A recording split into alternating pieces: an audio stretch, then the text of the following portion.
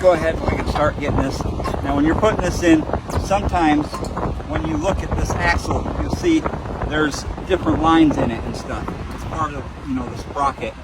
Sometimes you'll have one that will be like a double that will have to fit in a particular groove in here. But as you can see, all of these are exactly the same size.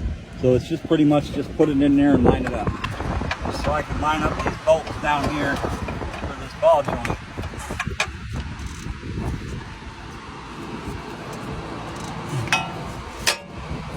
Like so. And then I can put this back down underneath here. Put this back up out of the way. And then we can line this thing back up. There we go. Put that back in. Just like this wire. I'm going to tighten this up in here.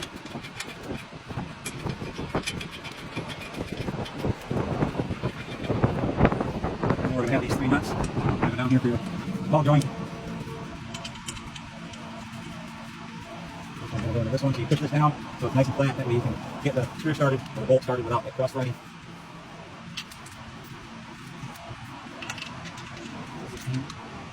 16 or 17.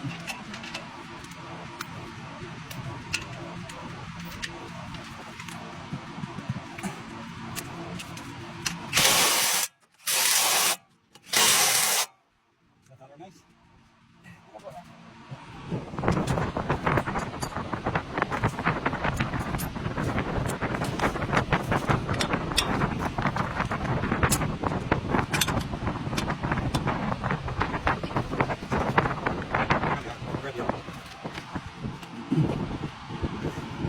Let me get the sockets on the other side.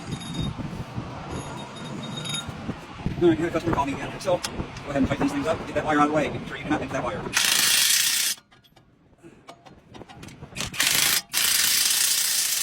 Nice and tight. Next thing we're going to do is we're going to go ahead and put this bolt back on. It's running nicely in there. Needs a big socket for this.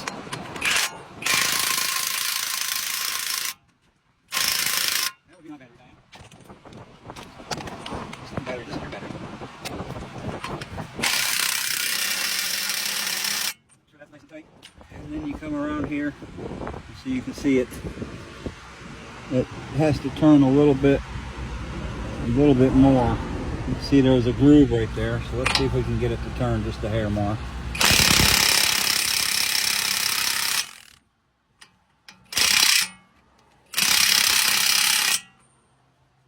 There we go. Now we can take, where's that big screwdriver? I'll just use this. Where's the hammer? Put all my tools away because this guy was taking forever.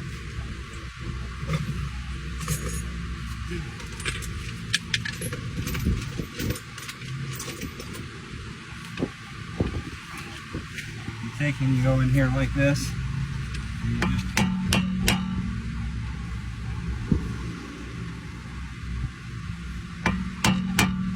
tap that in there so it indents it inside that little keyway, so that way it doesn't come off on its own, not that it will. Now we're going to go ahead and install this whatchamacallit, nice 10mm bolt.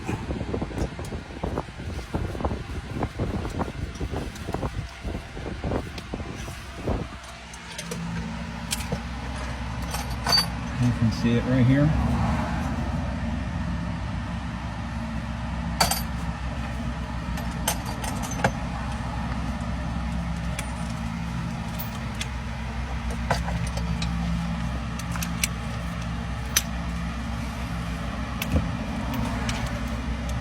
Now I'm only going to hand tighten this.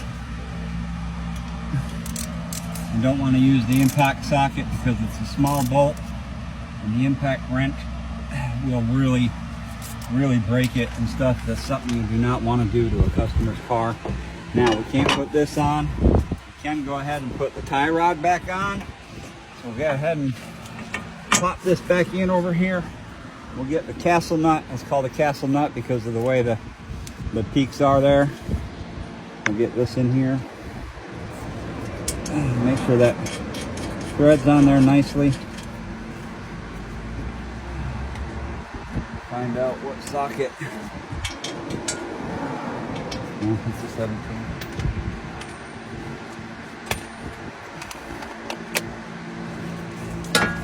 Go ahead and make sure that this is on here nicely, nice and tight, and you want to line it up. See, there's a hole in that stud right there. You want to make sure you turn this until that hole is lined up with the nuts in the castle. So that way, when you put your cotter key through there, it'll go through that, and then you just bend that over so that way this doesn't come out, and that just stops that bolt from coming undone. So for that part, we have to wait for the guy to get back here so we can get this other stud right here and get it put in. Once we get that going, then we can finish putting this back together. But for now, I'm going to go ahead and start throwing the other side back together. All right, so we got our new lug. We're going to go ahead and put it in there. Now, this is supposed to be indented for you to be able to slip it in there, but it's not allowing me to do so. So what I'm going to do is I'm going to take this shield off.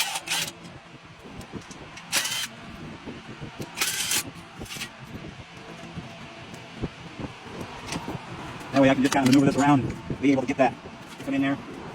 And I can send this back around and put that in there. So that way it's set ready for me to be able to put on. Yeah, these are little tiny screws. So as always, start them up. Just don't crank them down real tight.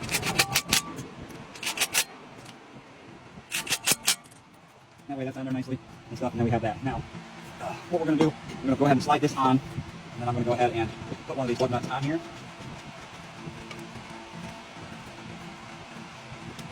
And we'll go ahead and get the ratchet. We're just going to turn this just a little bit. So that way it starts to pull that lug nut or that lug into the tire, but you don't want to do it too much because these lug nuts are doubled. If you put too much tension on them, then they're not going to fit correctly into the tire.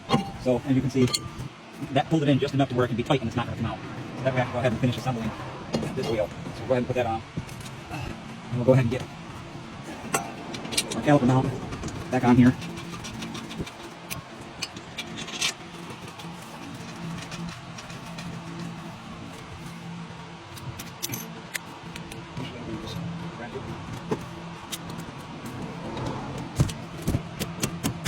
Make sure it's nice and tight. Keep the brake pads back on here. I have to let him know that these brake pads are really close to having to be replaced. Not bad now, they are getting low. Check and see. So when we go do the brake pads, these are our little snips, so we're going to take them out, grease them up whenever we get the brake pads done. The one thing you never want to do if you're working on somebody's car is do work that they don't want you to do without talking to them first.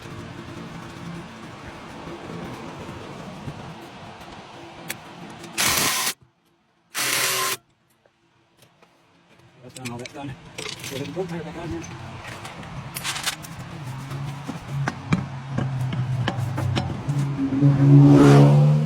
Idiots.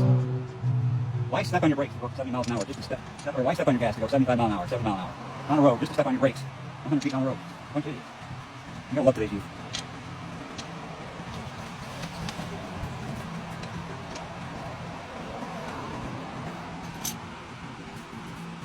Now that we have the actual tire on there, we can really crank down on that.